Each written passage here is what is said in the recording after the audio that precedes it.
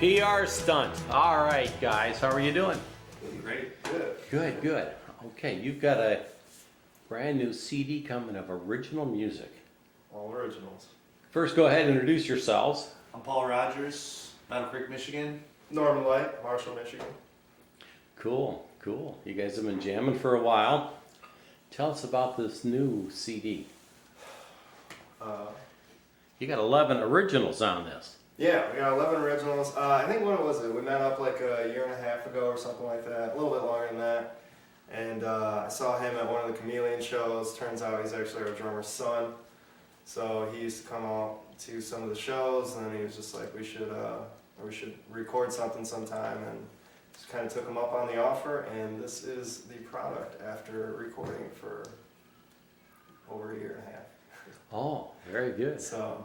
Yeah, it started off with a couple songs and just kind of added our way. All right. Tell us about the writing of the music. Let's start with number one. Looking for a friend tonight.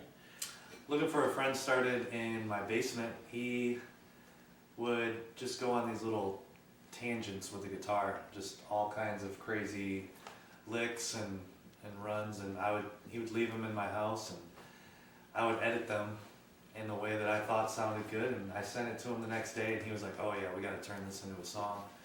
So that one kind of started backwards almost. It started with fills and leads rather than lyrics and a purpose, really.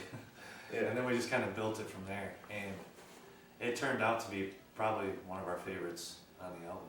That's why we put it number one. The lyrics, how did they develop? Norman,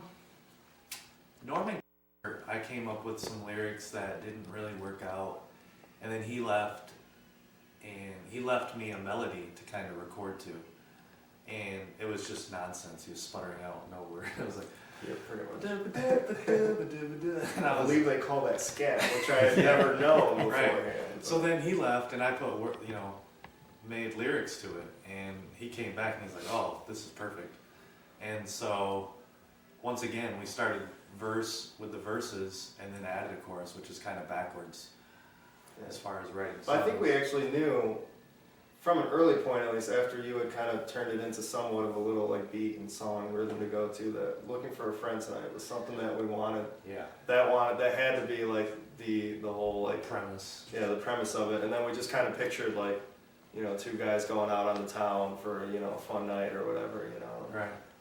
That's just kind of It really worked out just weirdly how it kind of came together. Yeah, because he wrote lyrics first, and I thought, man, that's perfect, and then mine just kind of coupled right in there with him. So. Yeah. All right. Paul, take off your hat. Because the next one is Let Your Hair Down.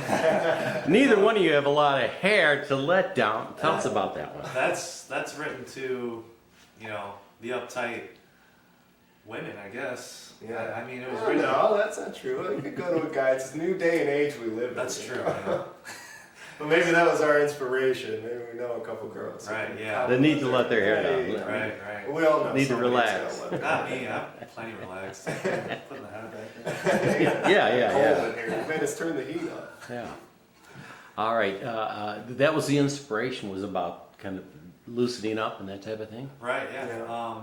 Norman kind of came up with once again, we started backwards on that one. Started with the music first, and then we built a premise for the song along, a couple days later. And just kind of fit. Yeah, it kind of felt like a laid back sort of. Yeah, like that's the one when we show people, it's kind of like, well, that's like a Jack Johnson-y kind of mellow, laid back, and the lyrics kind of fit it. Yeah. Let your hair down, relax, Okay. Yeah. What style would you call it? That one definitely more of a Jack Johnson-y,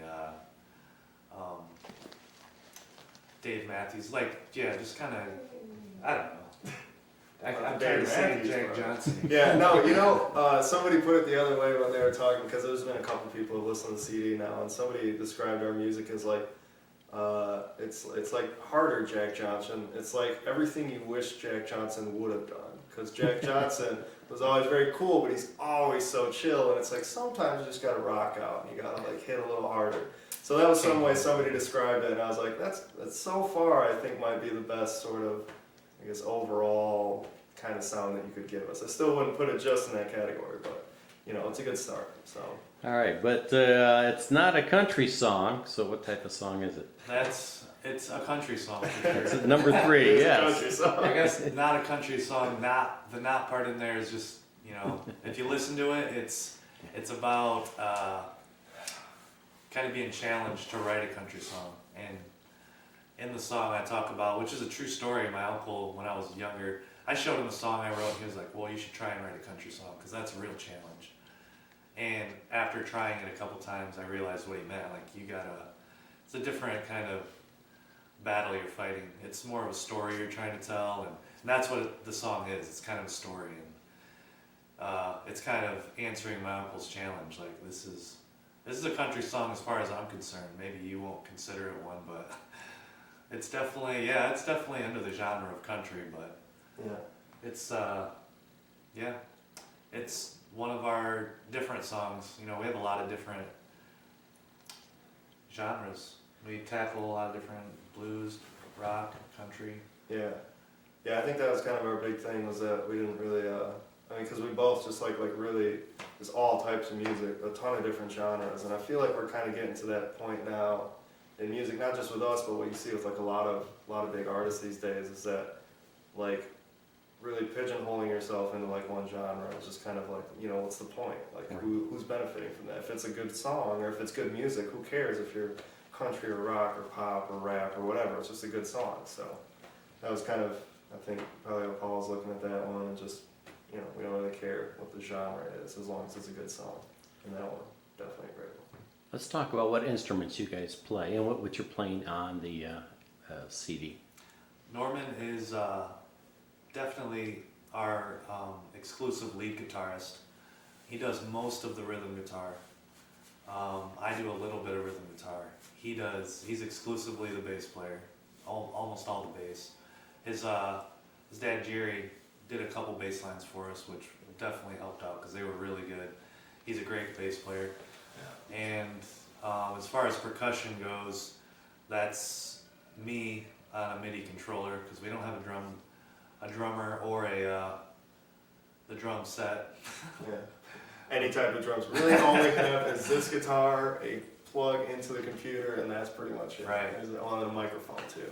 And when we started out, we wanted to split vocals because Norman's got an incredible voice, and I'm pretty good with the harmonies and pitch control and all that. But it's kind of we were splitting songs in half. I'll sing the first half, you'll sing the second half. But as we've developed, it's become more, okay, this is going to be your song, this is going to be my song, which I kind of like a little bit better. Yeah. So. That's just kind of what fits too. I mean, you know, we're not trying to force anything. It's all about the music. Right. It We've got one sounds good. harmonica song, and that was me. I'm starting to get into the harmonica a little bit, but Yeah. those are all the instruments on there, I think. I think for the most part, yeah. And, you know, it's not like you don't play any lead guitar too, because not looking back, but what's number 10? You know, and stuff like that. Oh, where yeah. you play, I mean, even on a country song too, and that's, you know, considered lead too. So I feel like, you know, we both kind of play the whole gamut of like everything, but you know, I guess it's just kind of different playing styles probably, is I would say the biggest factor. Okay, number 4 is Two of Clubs. Yeah. Yeah, that was a fun one. That was another one where Norman kind of came up with a really catchy little guitar riff and built around that. The lyrics are kind of focused around breaking up with a girl and kind of being out there on your own for the first time in a while. Is that what it's about? Yeah, you should listen to the lyrics. That was a problem. I've never been a lyrics guy, so this is news to me too. And I also incorporated a little bit of poker into it, that's what I do for a living right now. I deal poker at the casino, so there's kind of some innuendos in there, and that's why it's called Two of Clubs. Thought it would be fun to throw that in there, and I think it's one of my favorites. It's really a different song. Yeah, I feel like that's one of those songs that, you know, if you've listened to the album like 100 times, than maybe some of the other ones you'll have heard multiple times. You're like, yeah, I've been there. But it's like that one, every time I listen to it, at least personally, it's like I still find something new. Something new. Or something that I'm like, oh, that's cool, like the lyrics. I'm still listening to all the lyrics and just really dicing everything apart. It's just, I like that song, it's a cool song. And all the analogies and the innuendos that you're talking about in the lyrics, I have heard those and they're very cool. It's probably my favorite in that regard. So. All right, looking back. Looking back was a really quick one.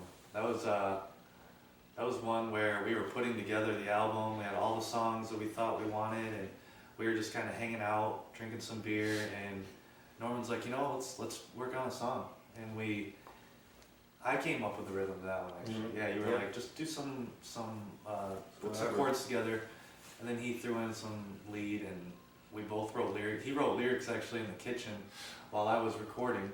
That was crazy. He came in from the kitchen like, I got the first verse written. Oh, all right. Yeah, that was really fast. And yeah, we wrote that song. That was like that whole song. I don't compare the song to it, but you hear that story about John Lennon writing, You've Got to Hide Your Love Away in 15 minutes. Yeah. Yeah, and it's one of the best songs ever by the Beatles. And so it's like that was our quick one. And one of the few people we've shown the album to, he said, man, I wish that song went longer. I was like, well, it was a quickie. Like we started it, stopped it in a day or two. Yeah. All right, Brighter Days. Brighter Days, that was one he started, and that was actually, I thought, just going to be his whole song. And then he asked me to do something on it, and so I just kind of fiddled around and tried to come up with something to fit in there. But he put together, he started off with sort of the ukulele, that's another instrument you're playing. So ukulele, there's a ton of weird sounds in that song, and it was all him. I mean, really, all the harmonies and everything, it was all him. And then I just kind of came in with the guitar part and the bass line a little bit later once it was mostly finished. It was, I did a lot of the recording, but Norman kind of would give me the input on, well, you should kind of cut this short, you should, extend this part. And even the songs where he's not involved as much or I'm not involved as much, recording-wise, they're all, our 2 cents are always in there. You can always tell where, helping each other out where you think advice is needed. So that song, that's another different one. Yeah. Which I think's one of my favorites as well. It's definitely one. That's another one very much like Two of Clubs, I feel like, where you'll listen to it, after 100 times, and that one will still stick out to you, and you're like, oh, I heard something new or noticed something new. So it's a cool song. Good one. Like Fade that. into the Blue. That was our very first song. That was the first one, yeah. That was the very first time. I mean, that was just like, starting from absolutely nothing. That was after he said, you should come over and record sometime. I took him up on the offer. And let's see, I'd actually figured something out on that. I'd figured out a riff that I liked on here, which is just a loop pedal. And we just found it the other day. The actual original version of it is still down there, still in that memory. But yeah, it was just kind of something I was like, well, I got to go to his place with something to record, or have something to do. So, yeah. Yeah, you brought that over and you showed it to me. I'm like, oh, that's a song right there. And I think you were kind of like, well, it's something. Yeah. And you left it on my computer, and I, turned it into a first verse and a chorus, and you're like, okay, Right. I think we can actually make songs. Yeah. Yeah, that was when I realized, you can give this guy 10 seconds of something to work with, and he'll just build an entire song out of the whole thing, with all these different parts and harmonies, and it's crazy. But yeah, so that was our very, very first song, to just kind of test the waters, I guess, and see what we could do. Well, let's talk about the recording experience. Where are you doing it, and what are you doing it on? We're doing it in my living room. We've got I've got Logic Pro software, Logic Pro 9. Wait a second, we've had a couple different studios. That's true. We had the apartment living room, we've had the basement room downstairs. Yeah. Now we're in the living room. Right. The list goes on. Currently, we're in my living room. Yeah. And just with the technology these days, you can make quality sounding music and recordings anywhere, and it's just incredible. We've gotten lucky with software and the mics of today's musicians, and It's really easy. Once you dedicate the time and a little bit of money, you know, you need to get the best you can at the time, and you know, once you get those few things, a good microphone, good software, and put a little time into it, then yeah, that's the thing that kind of blew me away about the first time that we started recording, was that I couldn't believe, I mean, really, like the sound quality that we get out of these, you know, I compare them to what I hear on the radio, and I'm like, man, to any average listener, especially like kids these days, they're like, they'll listen to stuff on their cell phone speakers, like, you know, audio quality is, I'm not saying I'm happy that it's like, you know, it's sometimes not the best, but I mean, as far as our audio quality goes, like, I'm really proud of it. And yeah, especially the work, you know, that he's put into like mixing it, and like, and it sounds really good. I mean, we get compliments on how good it sounds, and that's all done with just a computer, a microphone, and like a guitar and something to plug that in. right. You know, It's not studio quality, but it's close enough for what we. I'd argue it was. I mean, I would too in some aspects, but if you want to get super picky, it's not perfect. But Right. it's close. It's incredible how close it is. Yeah, for what we to put the in. average listener, I feel like it's, you know, they wouldn't be able to tell the difference really. So it's Well, you're doing it on a PC. What software are you using? It's Logic Pro 9. Logic Pro. Started with Logic. on a Mac, right? Oh yeah, it's on my Mac. It's on a Mac. Yeah. Sorry. Yeah. Started with Logic 4 or 5, and bumped up to Logic 9. Now they have Logic 10, but they're all very user friendly, and once you get used to one of them, the upgrades aren't too difficult to figure out where they've advanced. And he's on you have Logic 10. Yeah. Yeah, I've got Logic 10, which has been really easy. Unfortunately, my computer kind of crapped out on me, so I haven't really been able to work with it. But that's as what much I as recommend to anybody, especially beginners. Does it work on Mac and I Win don't or think not? it works. It's got to be Mac. I think it's a Mac only, is it? I don't know. I'm not sure. Yeah. I think But it's a Mac, lot yeah. easier, probably more native to Macs. Before I had Yeah. Logic, though, I had Cool Edit, and I had a Fruity Loops. I had a couple other softwares, and Logic definitely not the way to go. There's another one out there that everybody swears. Pro Tools. Pro Tools. Yeah. Pro Tools is the other. It's like those are the two defining leaders, and I've heard they're either one, but Logic's definitely hasn't done us wrong. Yeah. Okay. Weighted 4 feet. Brittany backs on the track. Brittany backs on the tracks. Yeah. That's my fiance. She helped us with that one. She sang the chorus for it. And one of the she sang the chorus and a verse. She's got a really good voice, real powerful, and that was a song we worked on, me and Brittany, in my living room. Just thought it was going to be like a solo project, and I sent it to Norman. He did a 2 different solos for it, and yeah, he did rhythm guitar to it. He did, he sent some rhythm, he sent some fills, and he sent the lead 2 different lead guitar solos, and I was blown away. I'm like, oh well, this is going to be a PR Stunt song, because this guitar is going to define the song just as much as anything else. So, Yeah. and the solo on that song blows me away. I love it. Yeah, that's one of my favorite solos too. No, very good. Was she the inspiration for it, or Not really. She's you been got to pay the muse a lot of money, so you don't want to ever claim that. Yeah. She's wanted to record with me for a while, and just I don't know. We've never really sat down and worked on a song together. And for that one, it was kind of the lyrics kind of went back and forth between a guy and a girl, and so I was like, well, this is a good time as any. Got her on there, and she did really well. All right. Who's the redhead? Oh, that would be me. Yeah. No, not me, but definitely probably one of my songs, I guess. I don't know if I'm the only one who sings on it, so I mean, it's technically, I guess. That's my definitely a Norman song. He did almost all the. He did all the guitar, song. the bass, the lyrics, the singing. Yeah. I put the percussion to it and mixed it, and it's a really good song. That was one of our favorite. We kind of hit a dead end on it for a while and didn't really know where to go with it, Yeah. and finally finished it, and we're both really happy with that one. Yeah. Who is the redhead though? I don't know. Put him on the spot real quick. Yeah, I don't know. Just it's Emma Stone. There, Emma ooh, Stone. yeah, what a Yeah. Hey Emma, what up? that's such a cop out. I know. hey, you know. It's a good one though. I saw her last night on the Oscars. Thanks. You know, What are redheads? They're like 15% of the population. something like that. There needs to be more of them though, right? Why are they 80% of the women I've ever dated? And I don't get to choose the women. You know, they choose me. I'm stuck out That's there. something weird about Well, that. well, something's weird about Yeah, that. there's an attraction thing going on. I don't know. Well, now you got a song for them though. Yeah. And then half the time I just got to run away from them. So number 10 is runaway. No comment. Oh, yeah, there you go. Very nice segue. That was nice. Yeah. Runaway So was that that was one of mine that I just started. A lot of times when you hit writer's block in certain songs, you'll start another one just to record. And that was when I just kind of started recording, and I had that first line stuck in my head that I knew I wanted to put into a song somewhere because it's just a really cool lyric.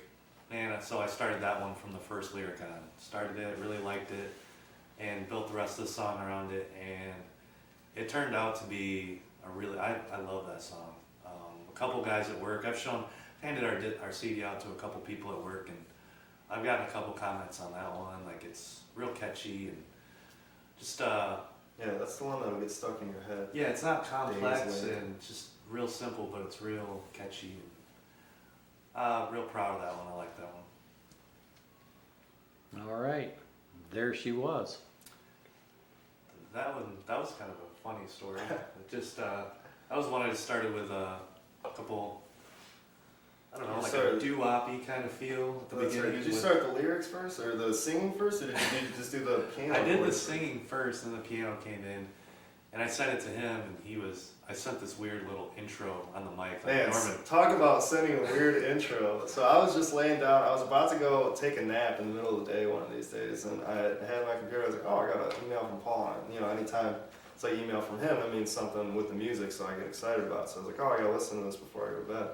And put my headphones in, and this dude made like a minute-long intro or something, which is easy on the software, but to like people like you and me who aren't very software savvy, like I put my headphones in, and it's like Norman, and all these things, and like he did these things, and he's like talking to me, and I was just like freaking out while listening to it.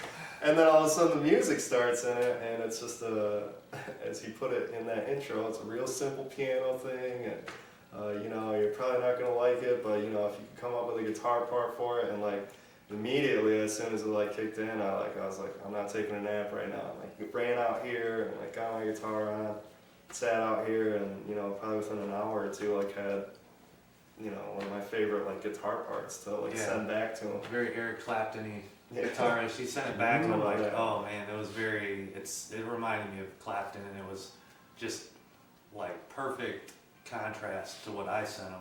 Yeah. With those like heavy harmonies and piano to this, roaring Clapton guitar sound in the chorus, and it was really cool. Yeah. That was one where we weren't even writing it together. I was at my house, he was at his, and we kind of put a song together. Files, But yeah, it just turned out so cool. That's a different one, but it's one of our favorites. Yeah. Big fan of that. All right. So how do we propel you two to national fame?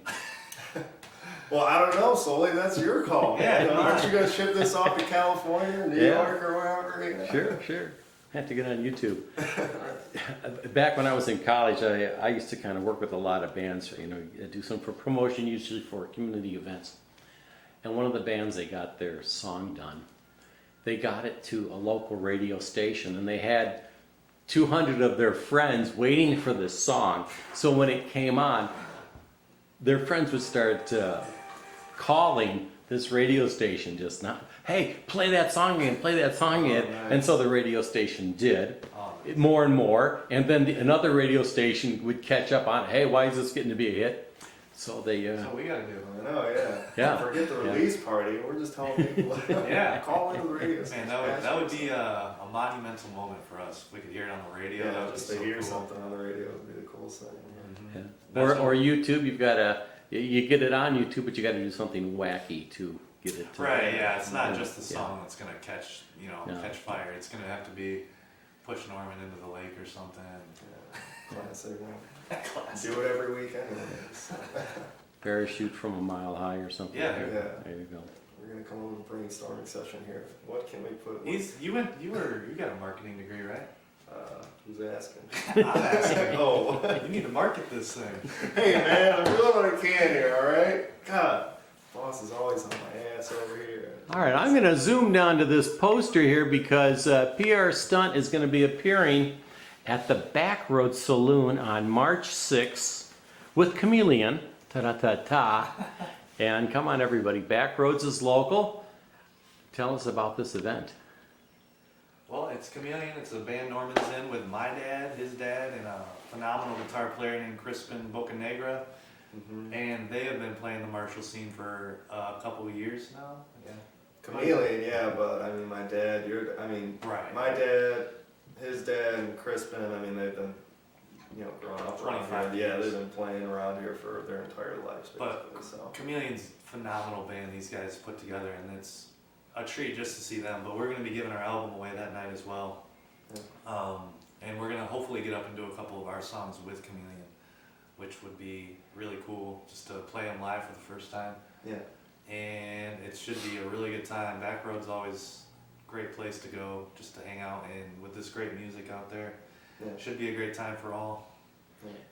We can't say enough too about Backroads because it was very cool that I reached out to the people there. Don Johnson, great guy, but he was totally down for the idea, and he's very local oriented. So he's down for helping anybody who's kind of in the area here, and give us such a cool venue to play at. So. They are it's a beautiful venue. What a big place. It is. And what a great dance floor. But Yeah, great dance floor, great lights, great sound system. Their sound guy, who I've had the pleasure of meeting and working with a couple times. He's he not only runs the sound, but he actually owns the sound business, and they're a huge company that kind of supplies a lot of people. But basically, that guy is just the best sound guy I've ever dealt with, and that's coming from a real critical ear. But he is just a hell of a sound guy. So I mean, the whole package that they have there, just bar, dance floor, lights, stage. I mean, it's Friendly staff. It's awesome there. I love that place. yeah, definitely one of the best places in the Southwest Michigan area to play at. I'm pumped and privileged that we can play there. So. I know. And do our release party there. So. I know. It's been 2 months in the making, and can't wait to finally hand out our album to all the music fans out there. Yeah, all right, so March 6th is the premiere of PR Stunt. that's right. Correct. 6 at 9. But And that'll be Friday night, 9 o'clock. yeah. Very good. People are probably going to want to get there early because All right. I got a big family and they come to support. So. The release party, is that at That'll be Backroads? Yeah, that'll be so. Chameleon will be playing, and in between breaks and stuff, we'll probably be playing our music over the sound system, and as well as hopefully probably getting up and playing some on stage, and then Chameleon will actually be playing the rest of the night and playing. I mean, we were originally scheduled to play there, and then PR Stunt, since our album's coming out right around the same time, and Chameleon's been on hiatus for about a month and a half. We figured this was just kind of an easy way to do it all, kill two birds with one stone. It's like we can have a release party and Chameleon will be playing anyways. I mean, it's just, Chameleon's already fun time anyways, so might as well pass out some CDs while we're at it. That was a good call. Yeah. Well, with you two doing so much on the LP, to do live performances for PR Stunt, you're going to have to bring in a couple more guys, huh? Yeah. Or gals or whatever. Yeah, for when we finally get the band together, we're gonna need full rhythm section and I'm gonna want horns. I mean, I'm gonna want dancers. I mean, I've got a Backup long singers, list of yeah, stuff. right. Bags Fireworks, of, yeah. Bags of Skittles at all my shows, only the purple ones. Yeah. If there's any other colors. So. we're gonna need a drummer and a bass player for sure, and maybe another guitar player, but who knows? We're working on recording right now and kind of spreading the word. And when we finally get a band together, that'll be a fun thing. That'll be a fun project to get to play our music live. All right. One last thing, and I ask this of a lot of musicians. We're talking to now someone in high school, junior high school, that's interested in music and getting a band together. What do you have to tell them? Personally, coming from my point of view, just because I got into music sort of late in high school, I don't know, really, if you're gonna get into it, I guess, I don't I know. would say don't rush it. Like, I was involved in a band in high school, and it was fun and all, but we didn't have a lot of pressure. We weren't, you know, looking for gigs, and we were playing in the basement, and it was, you know, some of the best times of my life. Just playing down there, no audience but ourselves, and it was a great time. It was a great learning lesson, and you know, I might not have been ready at the time, but just I kept progressing on my own until I got to the point to where I was ready to play, you know, in front of audiences and collaborate with other people. If you're, you know, if you're ready to do it in high school, then, you know, that's as good a time as any. I mean, Yeah. just I know that I wasn't developed enough to be the front man in a band. I was a drummer at the time, but I don't know if I was ready for the pressure of the band lifestyle.